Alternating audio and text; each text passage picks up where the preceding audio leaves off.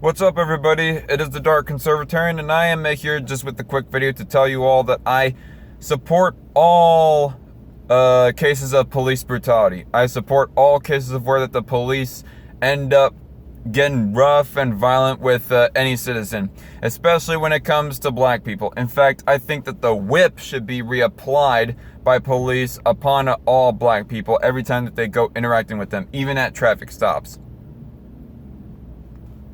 No, you all know that I am completely joking on that, but to get serious, this is something that should not even have to be said. But because about a month ago, and I'm a little bit late of making this video right here, but this is still something that I think has to get cleared up nonetheless.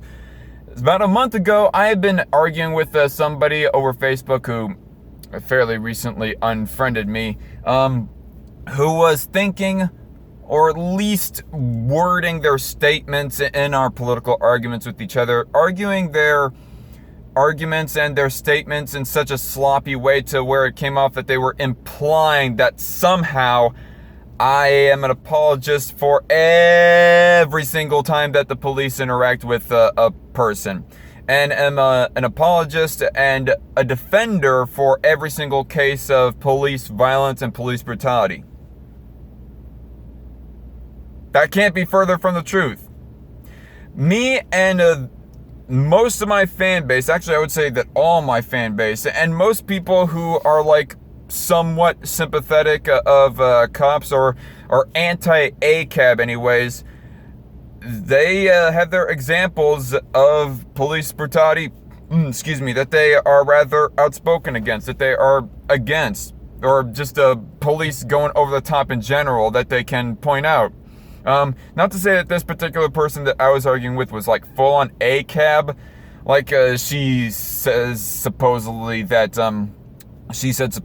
she does not think all cops are bad, does not believe in abolishment of the police or anything like that, at least supposedly, and I'll give her the benefit of the doubt on that. But she still had some anti-cop sympathies just in general. Just because there are people like me, like us, who go arguing against some of these anti-cop arguments and whatnot, does not mean that we go defending every single interaction with police, that we think that the police are always justified and never in the wrong. That's bullshit. It's completely wrong, and quite frankly, a straw man for anybody to even be thinking that. But to sort of give my own examples and anecdotes of where that I think are wrong, do I even have to mention anecdotes of police encounters that I think are wrong and whatnot? I mean, for the sake of this video, I guess I do. Derek Chauvin interacting with George Floyd and essentially brutalizing him. Maybe his knee on the neck was not the key thing that ended up killing George Floyd, perhaps. And I will say that right now I think that the jury and the case against Chauvin was a little bit over the top.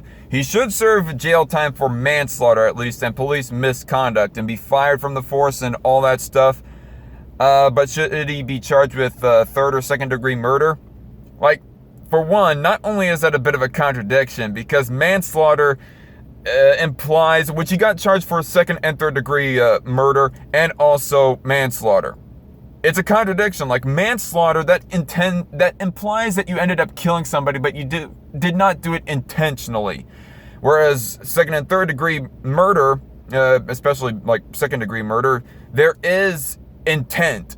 It wasn't premeditated intent, you were not planning it ahead of time, but there's still the implication of that charge is that you had intent to kill that person. So apparently the courts, they charged him for being both intentionally and unintentionally killing George Floyd. Derek Chauvin, I mean. What? The Jackie Chan meme of him just having his mind blown. You guys know that meme, or where that Jackie Chan is yeah, this was a point that was made by one of Rational Outlaw's co-hosts on an episode of RNN that I had listened to. It is kind of mind-boggling, but in the ultimatum of things, I think they went a little bit overboard, and they just risked the possibility of Chauvin possibly getting his charges dropped and, getting off completely scot-free because of the possibility of being overcharged. But I do still think that he should have served time for manslaughter, be fired from the force and all that stuff. He was in the wrong. The police officers for aggravating the circumstance as opposed to helping. They did call the ambulance, is what I hear anyways, so they did at least do that. But was the knee on the neck really that necessary? No, Derek, come on, don't be a dick. There is a possibility, I guess, that he might have roughly known who George Floyd was because all the stories of them, formerly working the same bar, not side by side with one another, but because of that, they might have run across each other, and maybe there's some bad blood between them two. And maybe there's a possibility that Derek was apathetic about and towards George, but was there intent? I'm not so sure if it can absolutely be proven because there are cases of where that putting the knee on the neck is not all the time going to kill a person. I mean, in this case, it might have helped George Floyd in dying, along with the drugs that he had taken and whatnot.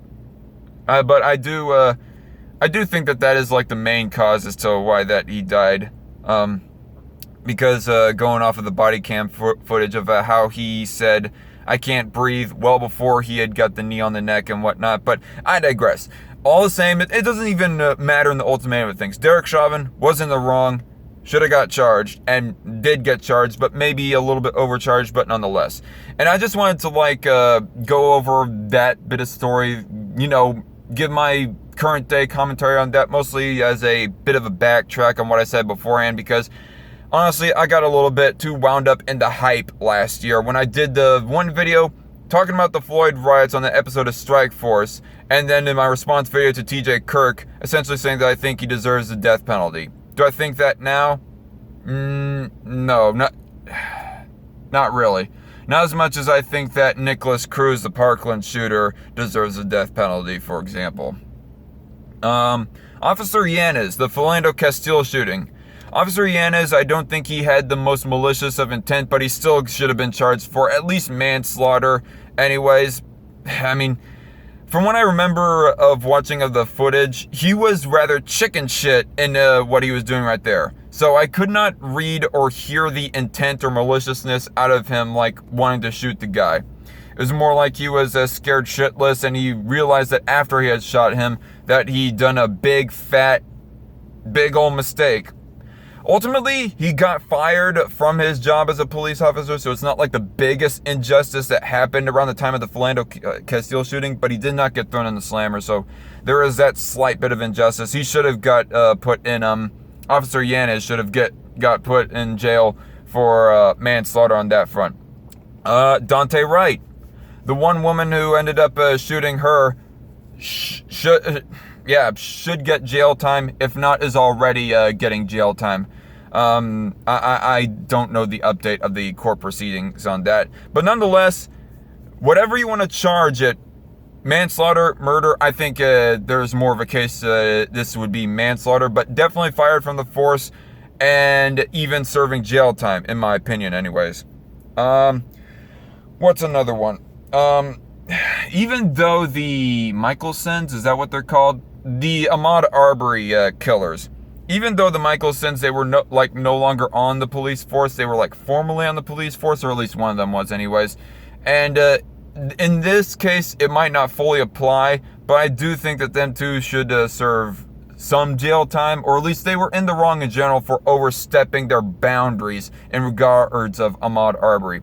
Even though that more facts are coming out that story is a little bit more nuanced than people at first wanted to make it out to be. And FYI, before the Floyd riots had happened last year, the Ahmaud Arbery killers, they were in the case of getting charged with murder.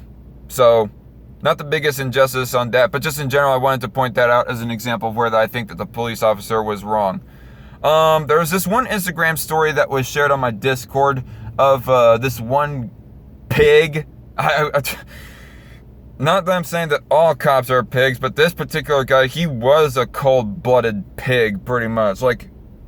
it was unnerving and unhuman, the amount of cold-blooded apathy and sociopathy, that psychopathy even, that this guy had towards this one old lady. But it was a story of where that there was this one young cop who was arresting some autistic or Alzheimer's, some Alzheimer's induced old lady who was just walking home, and because she was like, I will agree, dumbly, stupidly, walking away from the circumstances, walking away from the officer still decided to take it upon himself to throw her to the ground and break her arm, or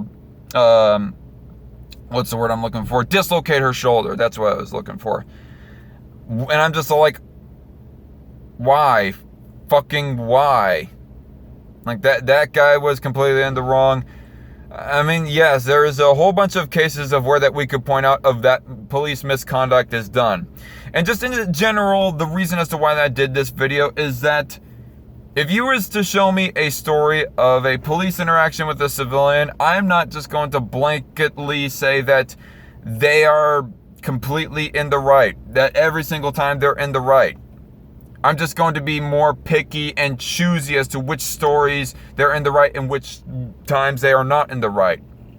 Like, the last story that I was arguing with this Facebook friend of mine was over the Ma'Khia Bryant shooting, and I said of how that I think that the police officer was in the right. And apparently because I am like defending the police officer, and that must mean that supposedly, I mean, again, I do not know for certain if this former Facebook friend actually thinks this, but because I am like defending the Officer Reardon, that's his name, in the Ma'Khia Bryant shooting, that must mean that I think that every single police encounter, the police are in the right. Yeah, so it just doesn't have to be said, but, and I'm sure if I was to like peer back into my mind a little bit more of when that the police of other stories of police officers being in the wrong, I'm sure I could point out more. But that's how I'm going to leave it off right now, because I already went more than long enough with this video. Anyway, hope to see y'all later. And yeah, that's all I have. Good night. God bless.